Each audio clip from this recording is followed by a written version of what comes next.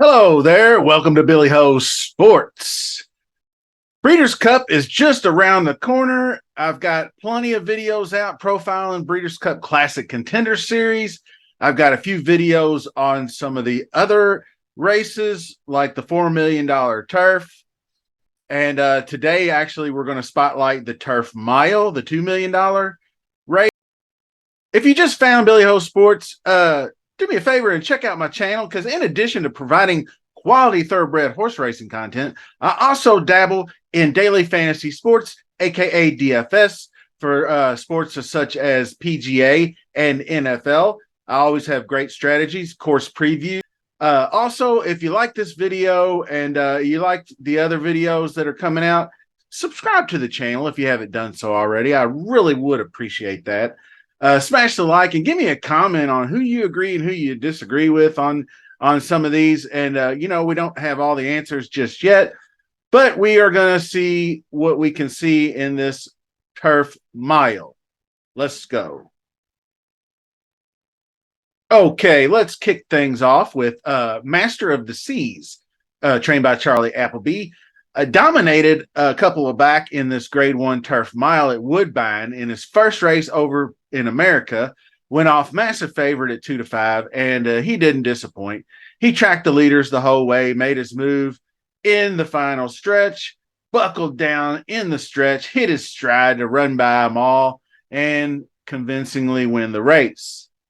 Now, the next time around, he goes over to Keeneland for the Turf Mile there, most recently, facing much tougher competition, obviously, with a horse like Up to the Mark, Annapolis. There was another horse, Set Piece. So all of those, he went off at a heavy favorite again. My previous video, I broke down how Master of the Seas and Up to the Mark both took the inside tracks and were kind of cut off there momentarily coming for home. But patient riding was in order. So James Doyle aboard Master of the Seas got the first opening in his window, and he was able to get out past Annapolis, the number 9 horse that was leading at this point down the stretch, looking good for the win until Jose Ortiz aboard Up to the Mark got loose and ran down Master of the Seas just in time for the photo finish.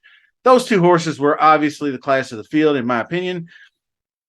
Up to the Mark becoming a favorite of mine, as I've cashed a 5-2 win ticket on him, plus hit pick 4.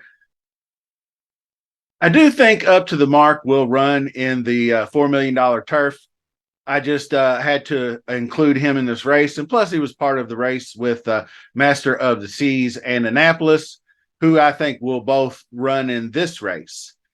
So last year's champ, Annapolis, who obviously won this last year, Todd Pletcher, 0-4 in graded stakes this season. Saw him jump out in front and sit on the hip of the leader in this Coolmore Mile that we were just watching at Keeneland. Early pressing style is a good style, but in the lead, turning for home, just could not hold off that duo, late charging Master of the Seas and Up to the Mark. Also outdueled previously twice by Kasa Creed, another horse in this race, in the Grade 3 Kelso and the 4-star Dave at Saratoga. Now, Kasa Creed, trained by Bill Mott, 7-year-old, earned his way into the Turf Mile by way of the victory in the 4-star Dave. And he looks to be a superstar when up in New York, but has ran well in 3 Breeders' Cup turf races, 2 in the mile, 1 last year in the turf sprint. So got some experience going for him there. Might be some value too. So we'll see. Ken Ross remains in strong form, recently finishing second in this Prix de la Forêt Grade 1, Group 1. It goes about 7 furlongs. I think 1,400 meters is the proper term. It's over in France. Last year, he won this race and then went on to the Turf Mile and ran 3rd. But that was a 20-day difference between the 2 races. This year, it's 2 weeks, 13 days from British Champions Day, which is tomorrow, and the Breeders' Cup, which is November 4th. So, but it is just a 6 furlong race in this sprint. that he's running in. So I'd say Ken Ross will have enough gas in the tank for the Breeders' Cup Mile. But in my opinion, it's cutting it awfully close. Some of these other horses that are staying over for this race day tomorrow, there's a 3-day quarantine, there's travel, there's getting there and getting acclimated, and the horse has to come over healthy. I don't know. It's very, very iffy to me. Like I said, Sabek. I think he'd be an underlay. I don't know exactly what the odds are, but I feel like they're going to be single digits, like 8 or 10 to 1. And I don't think I'd like that. I'd rather see him more like 15 to 20 to 1. And race day, obviously that could definitely happen because some of these over the seas horses, Guinness Stakes Group 1, it was 3 back and then came in second after that. So he has a did not finish and a 7th booking in those 2 starts. So and tomorrow's race also will be his first off like a 3-month layoff. So I really won't be too hip on Chaldine if he makes the trip over, just because all those circumstances alone. I mean, he's going to run tomorrow off a 3-month layoff and then jump aboard a plane and fly across seas and go through quarantine and all that. Tough order. So, okay, let's finish up talking about the fillies. We haven't seen a filly win this race since 2015, the horse Tepin. So several live contenders I would definitely not dismiss. In Italian, Chad Brown's multiple grade 1 winner, on track for a huge 3-year-old campaign, but caught pneumonia over the summer and went on to sidelines. Her 4-year-old season was stellar, winning 4 times and was not held off the board in 7 starts. 5-year-old season has also been sensational. Opened up with a pair of grade 1 scores in the Jenny Wiley at Keeneland and the Just a Game at Belmont. In her 2 most recent attempts, one of them, both title defenses, I suppose, in the Diana was defeated down the stretch by stablemate White Beam, and then most recently was defeated by stablemate Gina Romantica. Now, her front running style might be good to set an early pace, but we'll have to see.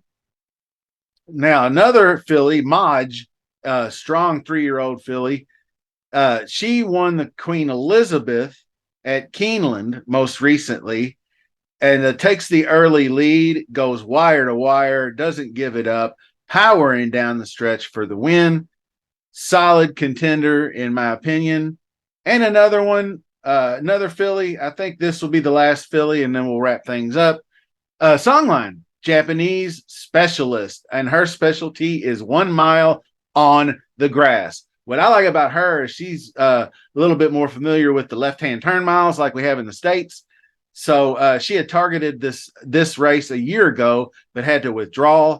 Her most recent victory, 2 back, was the Yasuda grade Group 1, and showing a huge closing burst to get the late nod to the outside, the 18 horse.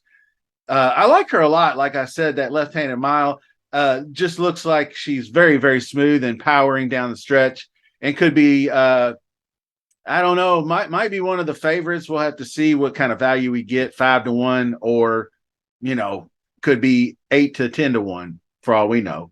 So I do feel like all these fillies are live. And like I said, we don't really know who's in, who's out, and whatnot. But we will have a much clearer picture next Wednesday, October 25th, when the early entries are announced. So be on the lookout for lots more Breeders' Cup content. And just want to thank you guys again for joining me, and we'll see you soon.